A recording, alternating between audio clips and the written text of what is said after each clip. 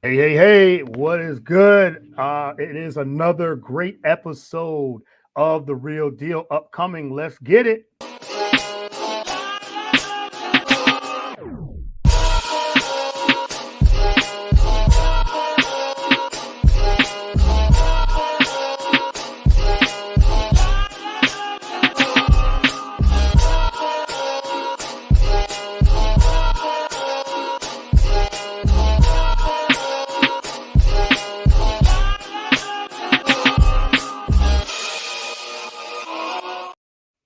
All right, welcome to another great episode of The Real Deal.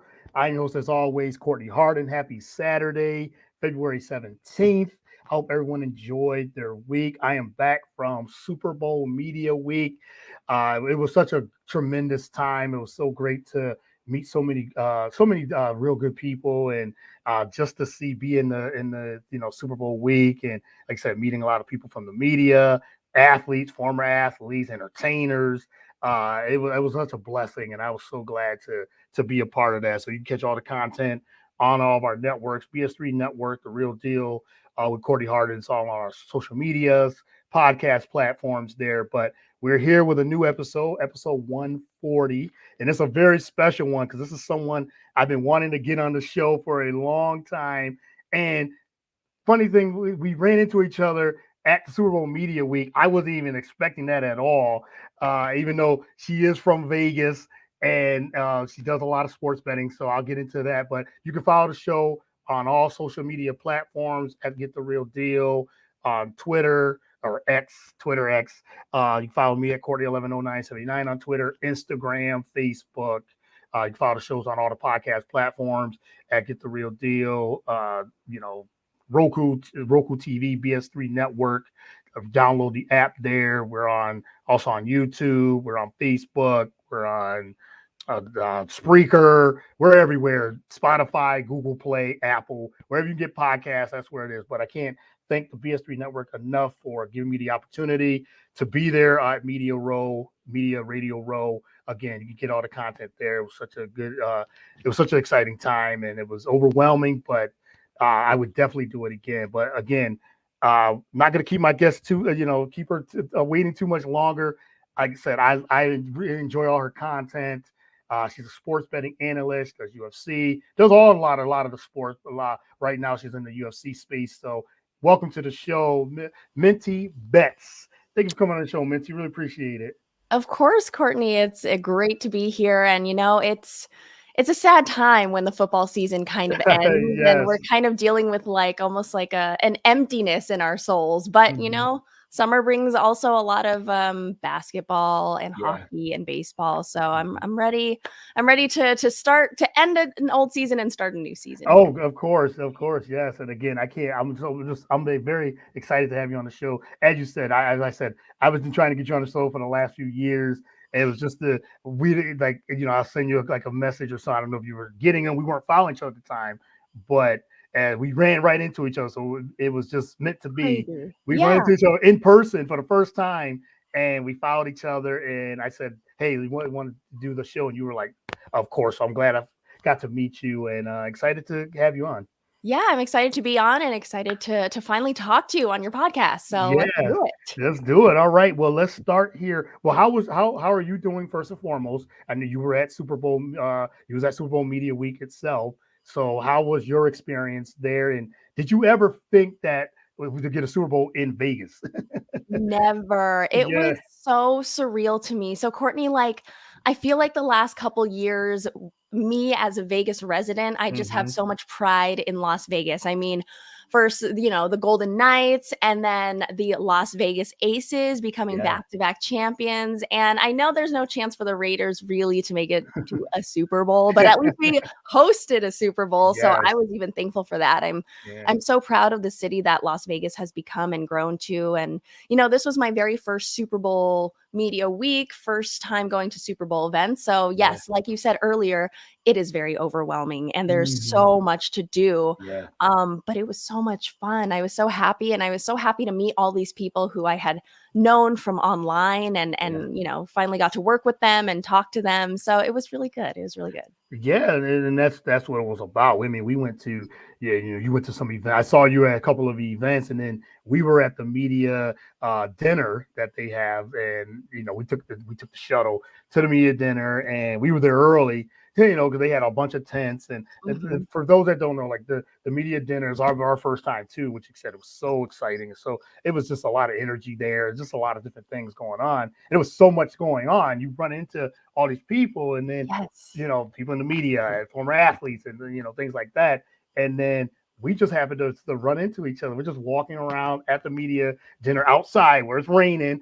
I mean, it was puddles and water and everything, but they had a nice setup. They had like I said, a bunch of tents, different foods and things like that, and Mhm. we just kind of just ran right into each other. So Yeah. so nice to meet you, and got a picture, and we talked a little bit, and yeah, here we are as and with the show. So again, I'm very honored and excited to have you. Oh, So well, thank you. I'm excited yeah, to be here, Courtney. yeah, I've been following your career for a while. So all right, so let's get into first. How was the Super Bowl itself? Like, what'd you think of the game? We'll start there first. What'd you think of the game? And I know you said you were going for 49ers. I had the Chiefs. I actually had the Chiefs win. I think it was what was my score? 24-18, I think, or something like that. So it was very close. Ooh, very It was very, close. very close. So I had a feeling it was going to be some odd number. 24-18, I think I had something like that. I knew you had the 49ers, but Chiefs pulled it off in overtime. What'd you think of the game as itself overall? The halftime show with Usher. What'd you think of it overall? I was, first of all, Courtney, the whole game, I was like, oh, the Niners got this. I mean, they Hmm. failed to score on the first two drives, but like, I was like, okay, the Niners are up. Even if it's by little, we gotta Yeah. we gotta get some points on the board here. And I was feeling good through the whole thing until it went into overtime. I knew we were gonna Yeah. lose in overtime. Right. But the game itself started out a little slow. It was a little lackluster. And I'm sorry, but the Super Bowl ads this year were not that Yeah, great. not I that give it great. like a Nah. 6 out of 10. Okay. Okay. But I'm looking for commercials that like tug at my heartstrings or just make me laugh. And like there Yeah. weren't that many of those. So the No. game itself was pretty cool. Even though I lost, I think it was still a pretty solid game. I think the Niners showed a lot of what they could do, and I Right. don't think Brock Purdy or the Niners should be underestimated going forward. But do True. I think they could get back into this spot again anytime soon? I don't think so. It's going to be so hard. Yeah. But the game itself was cool. Usher, amazing. I Yep. know my mom, my husband, myself, we were jamming out, so that was really, Yeah. really cool. Yep. And it's also really funny to see that like the Google searches after the Super Bowl, like what's spiked. So I guess the search for what's A town was a very Yes. searchable Yes. thing. Hmm. Roller Hmm. skates and Usher concert tickets. And I'm like, oh my goodness, amazing. Yes. Yeah, so Usher has a residency here and I haven't seen him yet. So Okay. now I think I will have to. Right, right, and yes, and I agree, 100% agree. That Super Bowl, like I said, started off very slow because it was. They said, I think they were, and I was like, oh, here we go. We're gonna have one of those games where I think it was the Patriots when they beat the Rams. It was something Oh, like 13-3, yes, I did something not like watch that. that one. No, no, and so I was at a during that time I was at a Super Bowl party. We were at a party and get together, and we were sitting there. Nobody was even paying attention. It was 6-3, 9-3. At Ugh, one point, we're like, okay, this is everybody's chatting, talking, so nobody's paying attention. So I figure, okay, dang, this is going to be like one of those type of scores. I thought, okay, these are two big, high-powered offenses yeah. that can score and good defenses. So okay, it's going to be a defensive game, and then they started, turnovers Mhm. and then mistakes and things like that, and then it turned into a really good game, overtime. And I said once the 49ers didn't score in overtime, they got the field goal. Patrick Yeah. Mahomes gonna go right down the field because that's how just great he is. Goes right down the field, scores, and and then they win. They win their, win back to back. But it was a good Super Bowl. Commercials. I'm usually not a commercial fan. I just don't not as big anymore. They're just not as good anymore like they Yeah. used to be back in the day. But the halftime show was great. I enjoyed Usher. He did a lot of his old songs, and that was really good. And yeah, it was one of the better halftime shows in a while. So yeah, I agree with everything you said about the Super Bowl game itself. So Yeah. So yeah, hopefully we get a more action packed from start to finish yeah, next Super Bowl, even though I couldn't complain about this one. This one really wasn't right, that bad. But we just didn't see like Travis Kelsey go off, Isaiah Pacheco yeah, go off. We didn't see yeah, those guys who we have all this money on for their yeah, props to hit. yeah, So, right, and Chris McCaffrey exactly. did pretty well, but other than Yeah, that. That was it, really. It was McCaffrey and then Mahomes, and as you said, Mhm. I know there was a lot on Pacheco and a lot for Travis Kelsey, and he had a solid game, but nothing like a big game. He didn't get Yeah. involved to the second half. So, but yeah, overall, good game, a really good game. I mean, 123 million viewers, a Mhm. record. It beat the previous record from last year, where it was the Chiefs and my Philadelphia Eagles losing in that dramatic. That was a great game. That was. Came down to the wire. And then that was 100 and I think 116 or 17 million. Wow. So This now you one got definitely surpassed. 123. Yeah, 123 million. Taylor Swift effect could have been. It could have been. Yeah, that I think she moved the needle. Just so yeah, it's just more fans just involved with the NFL, which was Absolutely, and can great. I just say that, Yeah. like, and I was telling my husband this the other night too, I absolutely love reading tweets on social media of, like, father figures who are like, "Oh my Yes. goodness, my daughter finally asked me about football," or she asked me, Mhm. how the game is played because of Taylor Swift, and I'm like, that's how it kind of starts That's how because it should be. me Yeah. growing up, my father was a football fan, like, he was a fan of all sports, but I Right. I d only connected with the teams he really paid attention to, so, Yeah. like, when young girls, they don't really play sports or anything, but they have a connection to a sport or a team or a game Yep. because of something else. I think that's amazing. So, like, I hate when I see just people complain like, oh, they're showing Taylor Swift too much. Yeah, they are showing it too much, but like that's not her fault. No. I love seeing more young women getting Mhm. into sports, and I think Yeah. it is amazing. So yay Taylor. Yeah, Yay Taylor, yes, and I'm one of the ones that I loved it. I enjoyed it. Like, yeah, did they show it too much? Okay, but it benefited Taylor Swift. It Yep. benefited her brand. It benefited the NFL. It Yep. benefited, as you said, little girls getting into football. I loved seeing that too. So it was great overall. For those that saying all those those the nasty things and tweets and stuff, you don't have to watch. Just Yeah. it's very easy. Just turn if you don't Yeah. want to see And it. it's crazy how easily triggered some people are. Yeah, So yes. whoa. Yeah, it's not that big of a Yeah. deal. It's like, hey, she's there and she's the biggest superstar, biggest entertainer as of today. So hey, so be it. It is what it helped a lot of companies and a lot of brands. So Yes, yeah, so exactly. yeah, so all right. Well, you kind of transitioned into you see your next brand this. So you transitioned into my next question. Talk about your background, your upbringing, how you got you said Vegas resident through and through. And so talk about a little bit of your journey, how you got to, into sports and into the sports bet. Yeah, so I was born and raised in Las Vegas, Nevada. I have never left, never lived anywhere else. So I was really grown up around gambling my whole life. And my dad, Yeah. he loved to watch sports, loved to gamble on sports. He worked in a casino and would just go straight downstairs after work and just, bet on sports that night. So I really knew a lot about sports betting because of my dad. And when I turned 21, I was a broke college student. And I was like, I think, the easiest way to make money is bet on sports. So I tried my hand in it. I sucked for a little while. So that's when I started to learn more about it. And I actually did make a living off of it for a little while. Yeah. But man, it is hard. This is really how I got into sports betting is just because I live in Vegas and it was just an easy way to make money. Easy. Yeah. Yeah. Um, Yeah.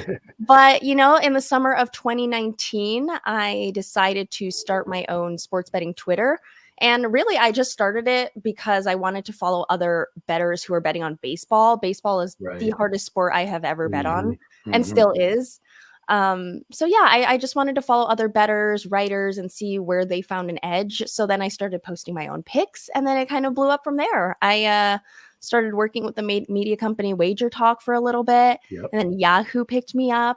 And I was with Yahoo for 4 really, really, really fun years. And I Yeah. helped build their Yahoo Sportsbook brand from the ground up. And I'm just so honored to have even gotten the opportunity to do that with Yeah. someone who really didn't have a lot of experience in the sports media industry, sports betting media industry. Like everything was new. Courtney, Yeah.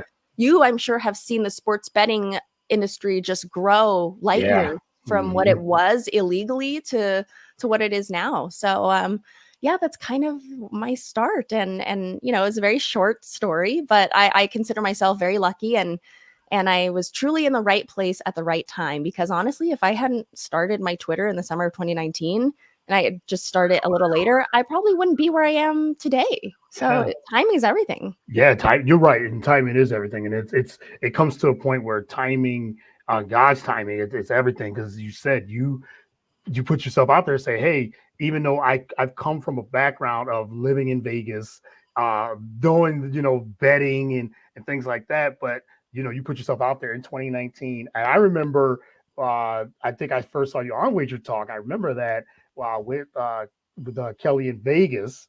Shout out to Kelly in Vegas too, and he was doing big things as well. Wager Talk, and I saw you there, and I was like, oh yeah, I like how she thinks. I like how you were I was thinking. so new. Yeah, betting and everything. Because I've always liked, we bet with our friends, and I'll bet you $20 that this player, this team will win, and that's how it all starts. But Yes. now, as you said, how it has evolved. It's such a way what it is today. What do you think of the like how it has evolved, how it has the trajectory of it since when you started, even before, to what it is today? Well, I first and foremost have to say that, like, even though I am considered a betting analyst and like content creator and host, I side with the public bettors. Okay, I'm a Mm-hmm. public bettor through and through. I still Yeah. bet on the same game parlays and all this stuff. And I have to say, I love how accessible it is to Yeah. bet on sports, how Yes. easy it is to sign up in other states. Not so much Nevada, but in other states, it's really easy. Just go on your phone, type in your name, your number, and then that's it. You're there. You make a deposit, Right. you're good. I think it's awesome. And I think it's phenomenal that we're seeing a lot of, newly 21-year-olds betting and more women betting, more diverse like group Yes. of people betting. And I love seeing that. As for where the landscape has gone with sports betting itself, I think it's grown really fast. And sometimes I think it's grown a little too fast too Okay. soon, Right. to where it's like a little diluted in a way, Okay. because it's hard to pick out for new bettors. I'm saying it's hard to pick out like who's going to be the more reliable source, who are you going to trust to follow, like is betting supposed to be really fun, or are we really supposed to be making money? So I Right. think there is a lot of like drama in gambling Twitter with like the sharps versus like the Mm. content creators, and you always see Mhm. them butt heads. But me being from the content creating side, I think it's great that betting is legal pretty much everywhere now, and we can bet on just about everything. Just about everything. You're right. Even when the pandemic, Mm, when it hit 2020, we were betting on, Korean hor- baseball, and yeah, then it was a couple months off, and then it was like UFC, golf, yes. and there was only a few sports that was big. NASCAR, horse NASCAR, racing. yeah, We're horse like, racing. okay, this is what we got to choose from. Yeah, Okay. right, right. So you're choosing from all these different sports, but like you said, it has evolved just over the last 5 years. We could just start from when you started 2019, how much it has evolved, and how many, as you said, it is it's like podcasts. It's like could be a little diluted because there's so much content, so much Yes. everybody's a podcast. There's so many people are want to be sports betting analysts, so you have to really be careful of who you follow and everything. But it is supposed to be fun. But other people, they take it serious too. Like you said, I'm sure you've gotten things where, okay, you might have been wrong on something, and they come at you. It's like, wait, hold on, like Hmm. you're telling our picks, you're telling our things, our predictions, but don't bet your house. That's Yeah, the thing, right? exactly. And that's funny you say that, because like I used to be so nervous giving out my picks. And especially when someone would comment like, "Oh, I'm tailing you. Okay, I'm going to give you a try." It made me so nervous. Hmm. But now, I'm honored when someone is like, "You know what? Good point. I think I'm going to tail you there." I Yeah, don't get as nervous, because I that's know that the way that I present it, I'm like, "Hey, my money is going to be on this pick because of right. point A, B, and C. I'm not telling you you have to bet it. I'm not telling you it's a lock. Like that's your responsibility if you want to bet on it or not. It's your Right. choice." And people that come at other people for giving out like losing picks, we're not psychic. Like Hmm. we work hard and do a lot of research, but we are not psychic. And that's like really hard to understand for those who have not really bet before, or who have not really tailed other betters and seen like their long-term record. Yeah. So that is a struggle when it comes to like new betters getting into the industry and seeing all these on-air talents giving out picks. Yes, yeah, that's a good point. And that would be my next question. When someone wants to get into this in this space, what would you say? Like some advice would you give them on how to get into it or anything like that. And next question, and another question would be your research. How do you, because you said you're always prepared. Well, every time I see, I mean, I just you're always prepared. You're always giving out and confident with it too. You said you had to build that confidence in your picks and things like that. But every time I see you do something on Twitter or on a show, I'm always listening and always just thinking, because you might think of something that I might have not seen during that. But how would you say somebody try to get into sports betting, or want to get into sports betting, and talk about how your research of how you come up with your numbers and things like that? Because I know it's a lot of preparation. Yes. So, starting off with those who want to get into sports betting and sports betting media, like myself, I love this question. I answer it so much because I get college Yeah. students like Hmm. messaging me. I say be consistent. Yeah. And also, it's not about like your picks per se. It's not about like winning them all the time or winning at a certain rate. It's about how you present the picks. Mm. So, right now, a Hmm. lot of sports betting media companies are wanting a lot of content creators and hosts and analysts, but they want someone who can do it all, not only present winners, but the way they present it. They Right. want people who already have a solid following and a good fan base. So if you can create like almost a community or just like a group of really solid followers that will support you Yeah. and like always, like follow you and watch what you're doing, then you can really create a really strong fan base. So yeah, it's really about content. If you can present your Yeah. content in a good way, entertaining, engaging, and also educational, then you've really hit the Bermuda Triangle there. Like, yeah. So yeah, that's really what it comes down to, is creating content and making it engaging and fun and memorable and something that people want to come back for and be like, okay, I want to watch that again, but this week or with this game or with this player. And you have to be consistent too. And that's something that I struggle with a lot, is consistency. Like, Mhm. I'll post fun little TikToks and like I really try to make them relatable to the general betting public and like our Yeah. woes as bettors. But I'm not consistent with it. Like, I'll post a video and then I'll be off of TikTok for 7 months and then post another one. Yeah. So I need to follow my own advice and be consistent. But as for research, when it comes to picks, man, I'm lucky enough in the several years that I've been in betting, which hasn't been like too long, but Right. to see all the different ways that people do their research. Some Mm. people are very analytics heavy. Some Yeah. people are very like superstitious. Some people really just go off of the pricing and the line moves, and they don't even care like what player is active, what player's inactive, those like sports handicappers. Yes. So I guess I do a little bit of everything. I guess it depends on the sport. When it comes to UFC, I was really, really struggling because UFC is a sport that is newer for me. I really didn't get into betting it until the pandemic, when that was one of the only sports Hmm. on. Yeah. So I was like, man, it's really hard because I didn't grow up competing in martial arts or familiarizing myself in martial arts. So like stylistically to like compare two fighters, it was really, really hard for me. Mm. So luckily I got under the wings of Yanni the Greek, and who's also on UFC. And he helped me understand that, the way that he does it is just by opening, closing numbers, line movements, and he has access to the wise guys and what the sharps are on. Hmm. So it's really helped me become a better bettor in UFC, because I just base most of my picks off of closing and opening line value and moves and all that stuff. So yeah.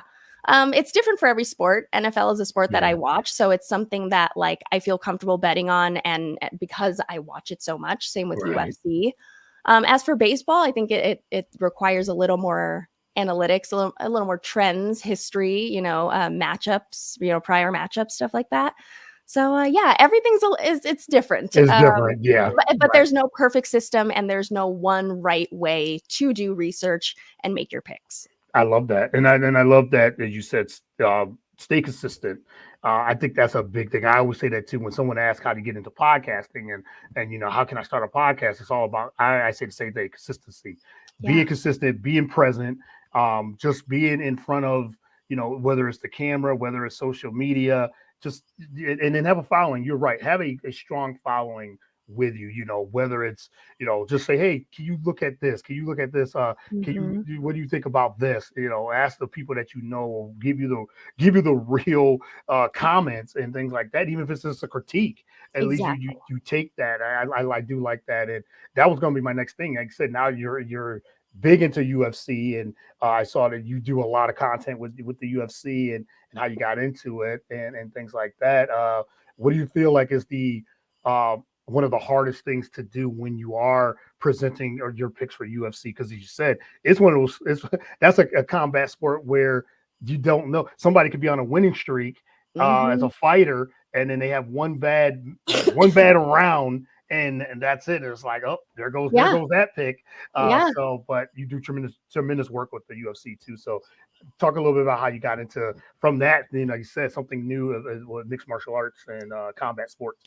Well, it's crazy because again, like I really got into betting it during the pandemic, Yeah. and we were kind of all forced to turn our attention to UFC. Yes. But man, what a blessing it has become because the following year after that, in 2021, I got to do a remote interview with Dana White and get his picks on one of the pay-per-view cards, like one of the bigger pay-per-view cards that was coming Right. up. And then a year later, he became my boss. So it's like it's Yeah. crazy how like life Yes. works out. But one of the hardest things about working for UFC or giving out picks for UFC is just that part of like putting yourself out there in front of UFC fans. Like UFC fans are the most passionate Yes, they are. breed of humans Mhm. I've ever met. And I could say the same thing about Eagles fans and Cowboys fans, but Yeah. man, UFC fans, Yes. they will get mad at a fighter for being injured and unable to fight. Like that Yes. it's like Yes. it don't really make sense. So actually that was the scariest thing about joining the UFC crew was just like presenting myself in front of UFC fans because I hadn't been present in the MMA community online before. Mhm. So when people saw me, they were like, who is this and what does she know? And, why is she here? And, I did get a lot of backlash, but I also receive a lot of support. Um, and yeah, it sucks to lose my picks. But man, MMA is one of those sports, like you said, anything could happen. You get an Yeah. eye poke and you're not the same after that. No, right. You get hit below the belt, you're kind of not the same for that round. No, right. So it is such a sport where, like, I don't know, it's very risky to ride the hot, trendy Mm, fighter. yeah. And I learned that the hard way. And to be honest, I've started off a little cold this UFC season, and I'm hoping to turn it around. But I'm just going off of like the trends and the line movements, and I swear I'm on the right side every time. And this fighter is a perfect 10-0 as a favorite, da da da. And Yeah. then he's going up against someone who's never won as an underdog. But of course, of the The one underdog time I bet wins. on them, the Yes. underdog wins plus Yes. 700. There you go. I'm like, wow, that would have been nice to hit. So it is such an unpredictable sport, but man, it is such a fun sport. And the thing I love about UFC and working for UFC is really getting to know the fighters and their storylines. And that's Mhm. really one of the most interesting things is because these fighters are fighting for their family and fighting to Yeah. provide for man their friends and family and their country, and it is really amazing to see what an international sport it is and how many people it reaches out and how many people it's affected. Yeah. So yeah, I really love UFC, and I'm really really grateful that I faced my fears of going Yes. in front of UFC fans, and I just love my job so much. It's really the best job. That is great because as you said, it's UFC fans. I've been watching the UFC for a long time. I don't even know how many years now, but it's been a Mhm, long time, and the fans are passionate. I used to be in this like Facebook group a long time ago, mhm. and we were talking about every time it was a big card, we would just do our picks, just talking in general. But a couple of them were like, "Oh no, it's like no, it's this fighter, this fighter." They would fight to the end. I'm like, okay, I'll back up then, and if that's how you feel about that fighter, that's Yeah. fine. But I love the passion that they have. It's just you said like you just don't know, especially from a betting perspective. Yeah. You Yeah. never know who's gonna come. You really don't. You're taking a gamble per se, pun Mhm. intended. You're taking a gamble, and you're just thinking, okay, this fighter is an overwhelming favorite, and then it's just a bad night. It happens in boxing too. It Yeah. happens in a lot of those, like those the combat sports. You just don't know. Like that one day, that one night, and it's over for them. So, yeah, Yep, you never know. And man, yeah, and you're right. These fans, they are so passionate that they are right yeah, and that their right. fighter is going to win. Like, I Hmm. remember there was this one, I mean, it happens all the time, but there was this one fight that really stuck out to me. It was like Ricky Simone and Mario Bautista. It was only a couple months ago. And I picked Ricky Simone. I always back Ricky Simone. He's made me money. And he just had an off night going up against Mario Mm. Bautista, I believe. And Bautista was such a heavy hitter. He was like lightning. He was really good. And from the moment he entered the octagon, I was like, crap, I'm in trouble. I think I'm in trouble. And like, of course, some guy just comments on like one of my old Instagram pictures and is like, how could you think Mario wasn't going to knock Ricky out? And I'm like, come on, man. Like, first of all, you're Yeah. commenting on an old picture. Like, what were you trying to do? What are you Like, trying to can't do? even Yeah. relate. What are you? Why are you pulling? So yeah, Yeah. yeah, And I'm sorry, he was a dog. All right. And yeah, in my mind, chances are a lot of people were on Ricky Simone. They were on the yeah. overwhelming favorite and just sorry. Okay. But like, it's funny. People just chirp in so many different ways. And it's like, we really can't predict this. And, you know, if you were that great of a better, maybe you should be doing this Maybe instead. you should do it too. That's what exactly. Exactly. I say the same thing. If you're that mad at the analyst, or if you're following someone, you're that upset about that. Because I've done predictions on the show. I do predictions all the time on the show, and I remember one time. I don't know. I can't remember if it was UFC or it was something, and I said I was like adamant, like I'm going with this person, the favorite, and they lose, say first, second round. Get a comment like, "Oh, I'm not listening to your show again. Ugh. I followed you and this and that." Like, like, hey, I'm sorry, but I'm Yeah. gonna keep doing. I'm gonna keep doing the show. And it was just that was the prediction the research I put in that I thought this was gonna be the pick, and I Yeah. and I backed it up with facts and everything. It's just bad night for the athlete, and it just happened. They lost. Yeah. How do you think they feel Yeah. losing? Yeah, You and know, that makes me feel a lot yeah, better because man, these fighters or even like players on a team, like they yeah, feel imagine losing the Super Bowl for the yeah, second right, time. Yeah, like exactly. imagine how they feel. Yeah, that's how So, they feel. Exactly. So how do they feel? And then and they're the ones that are actually doing it, or mhm. participating in the sport. How do they feel? So yeah, I could. Yeah. So People don't think it's about that. Some people are selfish. They want just quick it is. winners and they just like don't want to do the work or the research and No. they just want Right. the quick cash. And I'm like, man, I want that too, but like Yeah. it takes a lot of It takes work. a lot of work and time. Yes, and I like that. When you said you talk about education and things like that too. So I want to transition to the women in sports betting. There's so many tremendous yourself. We talk about Kelly in Vegas, Ariel Epstein, Pam Maldonado. I mean, the Mhm. list goes. I mean, there's so many that live moods. I mean, I could go on and on. I think I follow all these tremendous women in sports betting in this space, and you guys all do different things. All have Mhm. different, the way you research and all that, education and all that. But talk about the growth of women in sports betting. And Kate Dolan, got to shout her out too. It's just Love there's a her. lot of different, a lot of different, a lot of great content creators and analysts. But talk about the growth of women in sports betting and where do you think it's going in the next, if you can predict, next 5 to 10 years. Hope there's more content creators in this space. Yeah, I hope so too. Well, when I joined in 2019, there really wasn't anybody. There was, like you Mm. said, Kelly and Ariel was just getting started. I was just getting started. Pam Maldonado, I think she was still with Odd Sharks. She was just getting started. So Yeah. women were a unicorn in the sports Hmm. betting space, but now we're starting to see more and more. And I think women like Kelly, Ariel, Pam, they're pioneers of this industry and they really paved the way for other women to have the confidence to join the Mm. sports media industry Yeah. because when I first started, it was like I wouldn't say it was cutthroat, but like my followers were like sharks, you know? They were following my every move. They were waiting to see like what show I was on. They were waiting to listen. And I was so nervous. I was like, okay, I've never spoken publicly on how I make my picks before Yeah. and how I got to this point and why I'm going with this side and this total. And it was very, very nerve-wracking.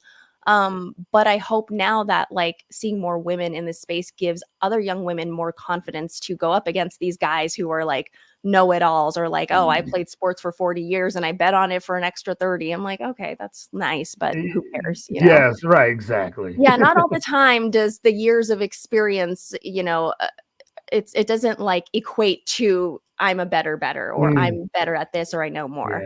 yeah. So yeah, and I actually do see, and I'm currently seeing a lot of growth with like women in this industry.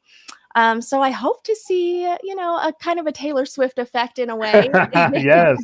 And I Yeah. hope it gets to near half where it's just like half women are getting into this and then the other half are men. And it's just going to be a half and half thing now. So, and I hope that like right now we're in a time where we're breaking barriers, where the Oakland A's just hired a primary female play-by-play Mhm. announcer to Yeah. broadcast, on the Oakland A's broadcast.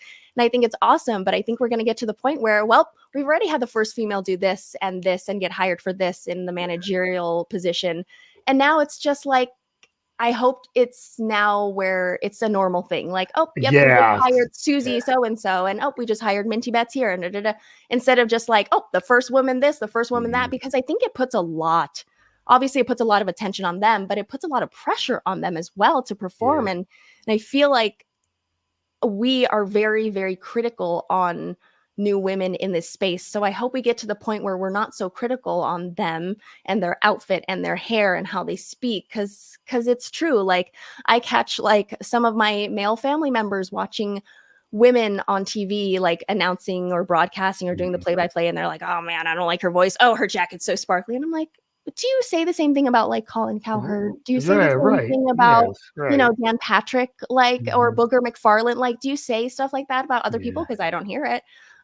So I hope we get to a point where we're less critical on women in this space, I is hope what I so hope to too. get I to. hope so too. And we think in 2024, as you said, it's not just say it's just to say, oh, the first woman this and the first. It Mhm. gets to a point where whoever is qualified, there is Yes. a man or a woman, whoever's qualified, and they do tremendous work at Mhm. what they do. It gets to that point, and I'm hoping it does. But as I said, I love seeing all the women that are putting out such great content, becoming bosses, becoming CEO, just all the things that you're doing. And I got to shout out Joe Madden. She's another Yes. one that's doing great work. I mean, I follow all you. I follow all of you.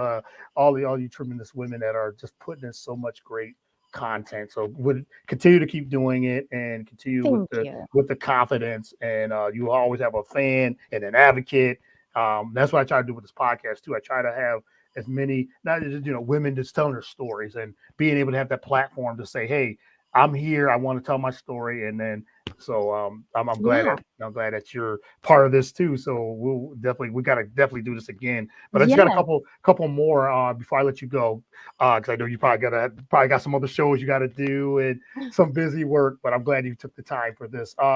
What are some of your I did hear this, but I wanted what's some of the favorite and least favorite sports that to bet on? Like what's your favorite sport to bet on, and what's your least favorite sport that you bet on? I think I know the answer. I think baseball might be one of the Yes. least favorite, even though that was one of your first ones, but it's the hardest one. But what's your favorite Man. sport and what's the least favorite? Yeah, baseball is definitely the hardest. My favorite is definitely the NFL. I Mhm. mean, isn't that how the sports books stay alive is the NFL Yeah, anyway? So yeah, I right, love watching right. the NFL. I love NFL season and I love betting on NFL.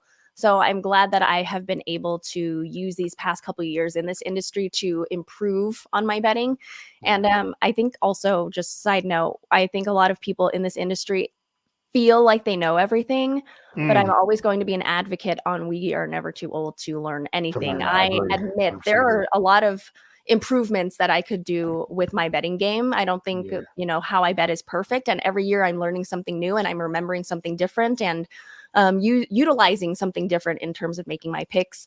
But I also love obviously betting on UFC. It is so fun and it is just really fulfilling when like a fighter wins the exact way that you had Yeah. predicted, Mhm. whether Yes. it's like Yeah. under a certain amount of rounds or by a certain method of victory. It is Mhm. very fulfilling to predict that.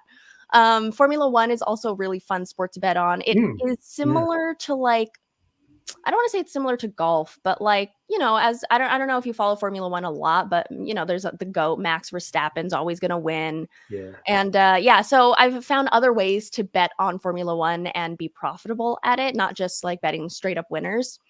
And hockey is so fun to bet on. And let me tell you, playoff hockey, playoff baseball, playoff football, the best sports to bet on. And Yes. playoff anything is the best. Playoff It is. basketball, I don't bet on NBA a lot, but playoff basketball is so much fun. Yes.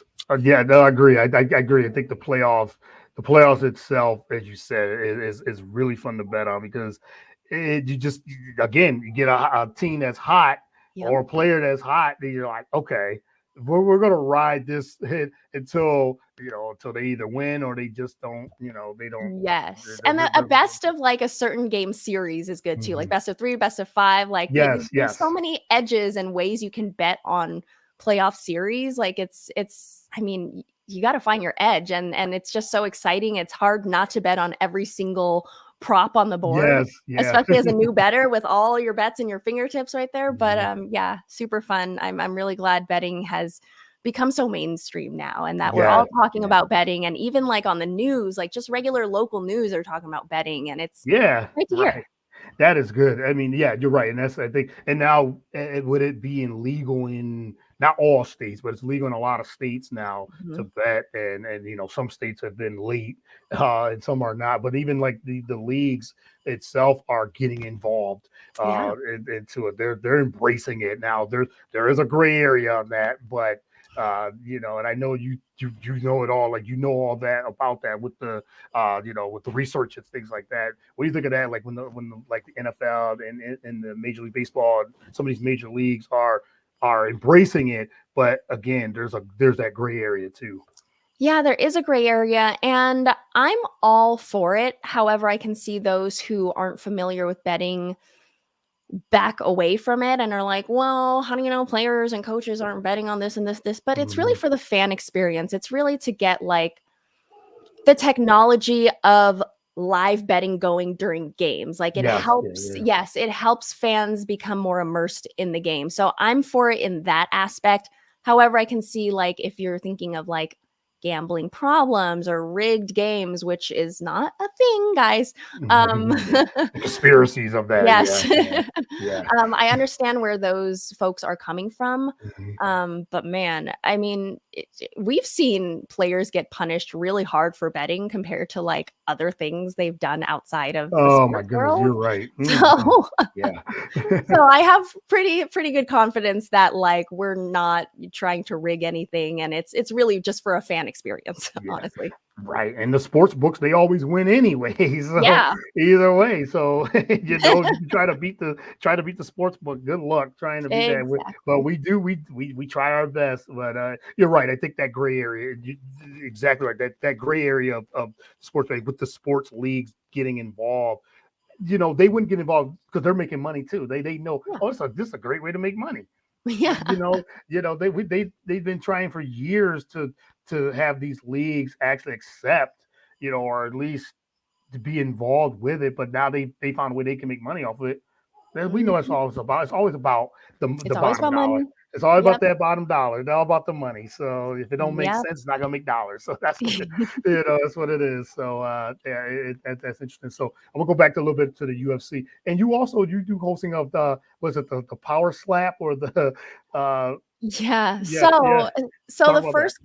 the first couple months when Power Slap was new, Dana White had me on the betting panel, I guess. Yeah. So I gave out picks for the first, I think, 3 Power Slap events. I think we're on Power Slap 5 or 6 now. I haven't done much, but I still follow Power Slap, and it's actually like, although it's very cringy and very hard to watch at first, it is so entertaining. Courtney, did you go to Power Slap when you were in Vegas? No, I did not. I've watched it. I've watched it on YouTube, but it is intense. It is intense, but it is very entertaining. And I've had the pleasure of meeting some of the OG strikers, as they call them. Excuse me. They're so nice. They're all so humble. They all come from like small towns, or like some of them come from like struggling families, as you would imagine, like fighters usually do.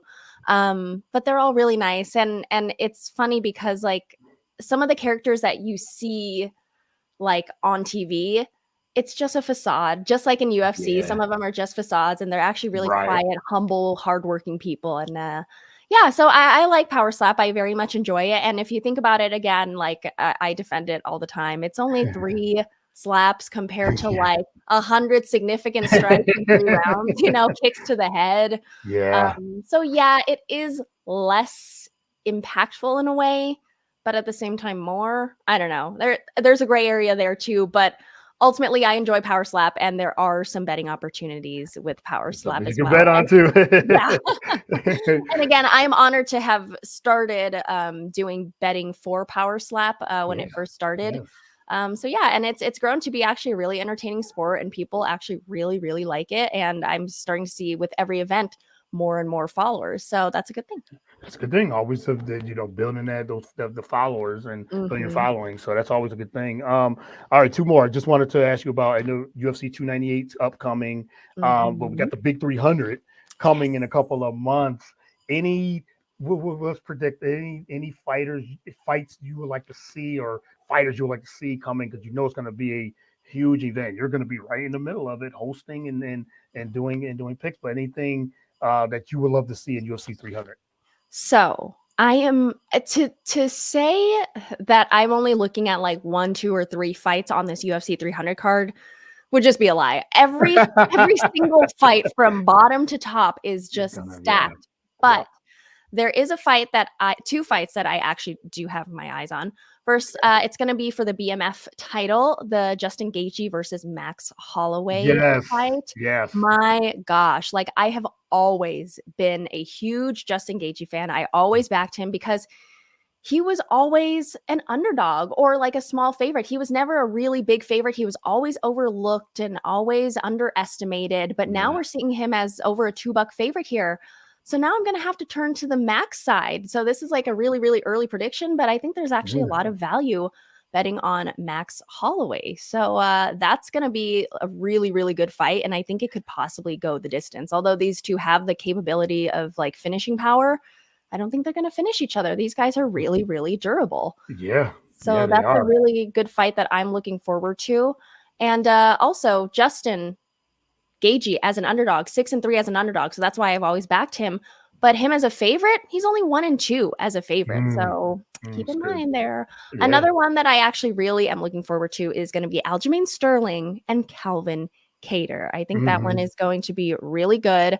Aljo makes his debut as a featherweight. As we know, he used to be the bantamweight champion until Sean O'Malley got the best of him. And then Calvin Kattar is going to make his return after being out of the octagon for over a year, I believe. Wow. So I really don't know who I like to win this. It's basically a pick'em.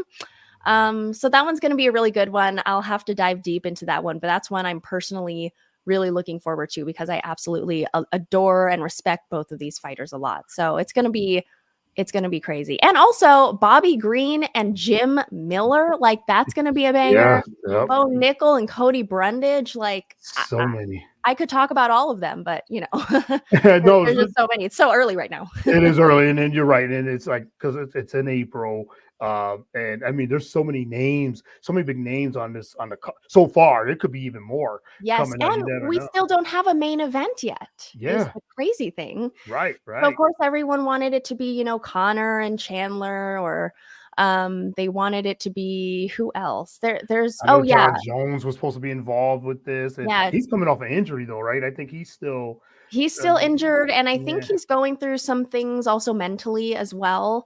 And you know, it's hard for fighters to retire and then come back out of retirement and then have like everyone come at you in a certain way. Yeah. So so John Jones is out, and then all the fighters who are participating in Ramadan are out, as we know, like Chimaev and Makhachev, you know, folks like that. So yeah, so it's a big mystery. There are a couple rumors on who could be the main event. I don't know if I'm allowed to say, but I don't know if it'll be a very exciting thing if the two fighters who I'm thinking of will come to fruition. So I'm Yeah. really hoping they actually make one of the current fights the main event instead. Right. Yes, because as you said, the Gaethje Max Holloway, that might be the co-main. Mm-hmm. Is talking about that. So I don't want, I won't put you on the spot. And then, I know there's some things you can't really say with the UFC, so we'll leave it at that. But I mean, I agree. I think this card, they're going to make it this big event, and I'm looking forward to your coverage with it and your picks and things like that. Maybe I'll get you back on the show when it happens, and we'll Yeah. talk a little bit of the main card and things like that. That'll be fun. That'll be a lot of fun. Yeah. So Let me know. That would be a good one. now that we are connected with each other on this thing, it's so much fun. So, all right, the last one. This is the very last one. I know I said the last time, but it's been a lot of fun just talking with you and everything. So, last one. What is next for Minty Bets? I you said you're doing UFC. I know we got baseball coming up, March Madness, and everything. But what is next in the next few months headed to spring, summer? What is next for Minty Bets? And any final words? Well, so as I don't know if you guys know, Courtney, I know you know, but I got laid off from Yahoo back in December. Sorry So to of hear that too. course, yeah, thank you. But Yeah. it happened to a lot of the Yahoo veterans who have been there even longer than me. So I don't feel as bad for myself.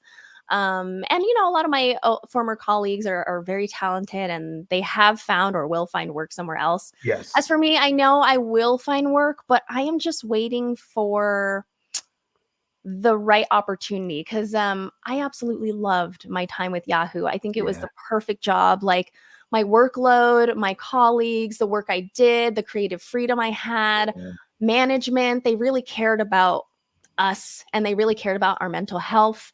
And it was just such a fun company to work for. And I know I won't get as lucky finding, my next employer as I don't want to say as perfect, but as fun as Yahoo was my last 4 years. But I want to make sure that the next place I go to is going to, I wake up and I'm like, oh, I'm so excited to work today. I can't wait to cover this and I can't wait to talk about that and make this. And I hope I work with a bunch of welcoming, supporting people who will help me and work with me along the way. So I'm not sure what's next. I do want to start something on my own. I am working on a little personal project that I hope to launch pretty soon here, but I've had a lot of delays and a lot of things happen in my personal life that is life things happen. It always does. Life happens. They didn't tell me when you turn 30 that life literally will just hit you with everything. Well, wait till you turn 40. That's what I'll tell you this. Can I give you take that. it? Wait till you turn your 40s. I'm almost 40. I'll be 45 in November. So yes, but no, but life does happen, and but it's always how you prosper from that. It's always about how you climb out of those things, and So, but I'm excited to see what's next for you, and I'm excited to see, like I said, the project you coming up, and I know you do a lot of different spots too. I see you doing a lot of spots, so I'm looking forward to those. Trying to stay busy. I mean, I hope for a bigger role in the UFC. That's definitely my goal. Okay. I hope to find a full-time gig where, like I said, that I would enjoy and love, and the pay's good and it's all perfect and dandy. But that's the goal. But for now, I'm okay with just working with UFC. I'm so grateful that I'm still employed with them and they keep me busy, and there's fights going on every single weekend now. And I hope to kind of up my TikTok game a little bit. I've been slacking making content, but now that life has slowed down a little for now, I'm hoping to make a little bit more content and just show like a true side of me, like just me without any restrictions. Because with Yahoo, of course, I was very scared to say certain things and to give my opinion on certain things because I didn't want it to represent the Yahoo brand. I wanted to protect them and protect myself with them. But now I'm going to be a little more risky. So you can expect a little more risk taking from me and a little more hot takes from me. And just I'm putting myself out there a little more this year, hopefully. All the opinions, the takes. I'm looking forward to it all. Minty, this has been such a pleasure to have you on the show to conversate. I love the casual conversation we had, and again, get to know you a little bit, and but let everyone know where they can follow you on social media. I got to follow you on TikTok too, but let everyone know where they can follow you on social media. I think I follow you on all other Instagram, Twitter. Yes. And, yes. Well, yes, you guys can follow me on Twitter, Instagram, and TikTok at Minty Bets, just MINTYBETS. And also follow me on the ESPN Plus broadcast every UFC fight night taking place at the Apex. I'll give out my picks live for those fights. As for the pay-per-view fights, I do a betting show called On the Line, and you can check that out on UFC Fight Pass, where I break down each and every one of my picks and I allocate a certain amount of money to each of those picks per my confidence level as well. Okay, well, stay confident. And again, follow Minty, follow all the tremendous work she does on all those platforms as well, and follow her picks. And follow, just follow all the content she puts out there, because she does great work, and the research and everything too. So I really appreciate you again. Best of luck and many Thank you. blessings and everything you got going on in the future as well. And again, we'll have to do this once again. I really enjoyed it. For UFC 300, absolutely. Thanks for having me, Courtney. All right, thank you. All right, I'll talk to you soon. And until next time, everyone, follow the Real Deal with Courtney Hart on all podcasts and social media platforms. Until next time, everyone, have a great weekend and God bless.